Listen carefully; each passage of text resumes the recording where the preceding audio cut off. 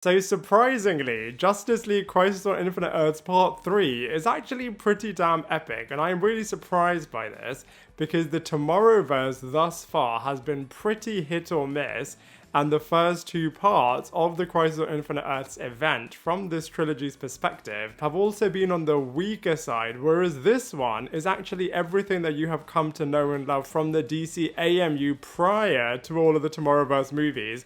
And maybe because it technically is linked to that universe, they were really able to bring it up. Now, don't get me wrong, they did have some weak moments in there for sure, but I think on the whole, I was really impressed with this film. And I think they tied it back into the DC AMU in such a good way, as people have very much said that, the Tomorrowverse has not been as good. Unfortunately, as the DC AMU, so they were like, look, let's just restart. And also, of course, James Gunn is now here, so he wants to do his own thing with the DC animated universe, and they really do set that up by the end of this movie in terms of setting them into a brand new trajectory. And I thought the way in which this movie started and how it connected to the end of the second part was actually really good, and you do actually get to see some consequences of Monitor dying, and when he did die, his final act was to send all of the different universes to the bleed, which is a bit of a safe space, limbo type area, and because it's not as functional as the multiverse itself, all of the different universes are somewhat converging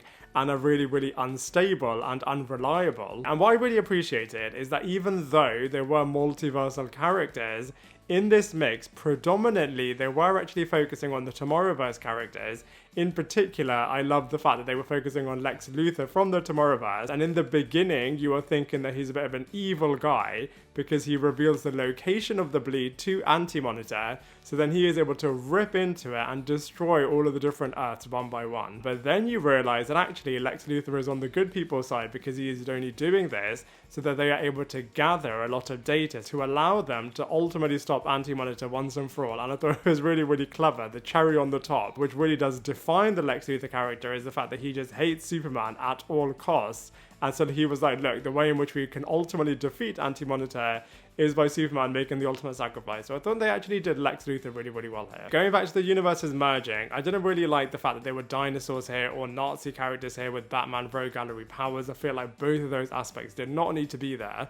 And I feel like they really did detract from it. But what I did like is all of the different multiversal Bat family members getting together to form this universal Batman family. It was just so good. All of those sequences were really brilliant, and every single character definitely had their moment to shine. Some from a storyline perspective more than others, but I definitely feel like from a battle fighting perspective, all of them are really cool. And I guess the Tomorrowverse Batman didn't really see the benefit of having a sidekick and didn't want to burden all of these younger people with the stuff that he is going through. So the fact that he is reluctantly with his Bat family, I just think it worked so well from a storyline perspective. And they really also did focus not only on Batman, but also Superman and Wonder Woman.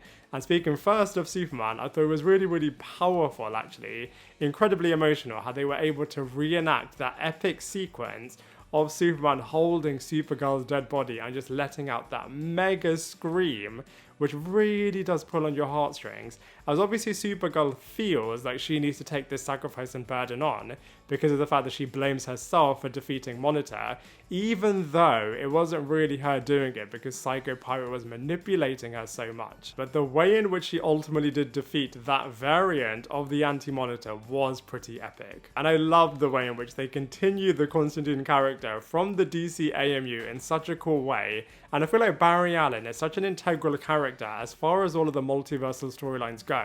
So it was cool to see him back here, as of course he obviously passed away at the end of the first movie. So I'm glad that they revisited that moment, but what Barry Allen didn't know is that Constantine put a spell on him. So when he went back into the past of Darkseid in his first year, the spell was able to defeat not only Darkseid, but all of Darkseid's men as well.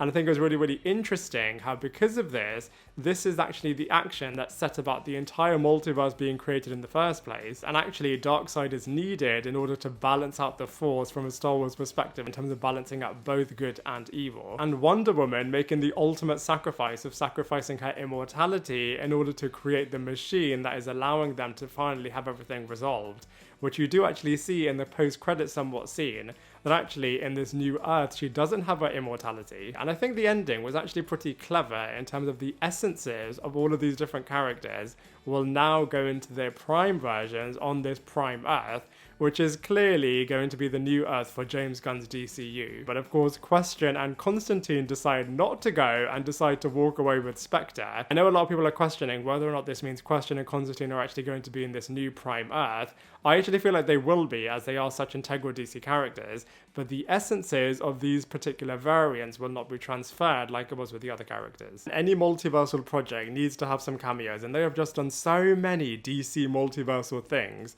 For example, the Flash movie, which definitely did have a lot of cameos in those final sequences. We also saw some multiversal stuff in Titans when Beast Boy was going through the red, and of course the mega Crisis on Infinite Earths Arrowverse event, whereas this time we're seeing it from an animated perspective. And even though there have actually also been some animated other projects that have looked at multiversal stuff as well, but I feel like this one, the cameos have definitely focused on the older Justice League cartoon, as well as the infamous, absolutely incredible DC animated cartoon universe.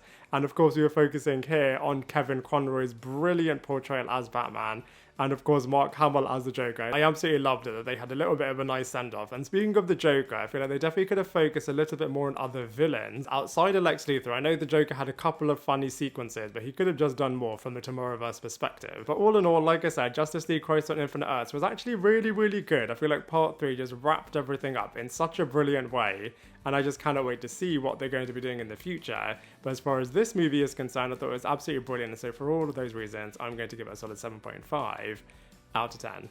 Now I'd love to hear from you. What did you think of this movie? Let me know your thoughts in the comment section below, and I look forward to seeing you in my next video.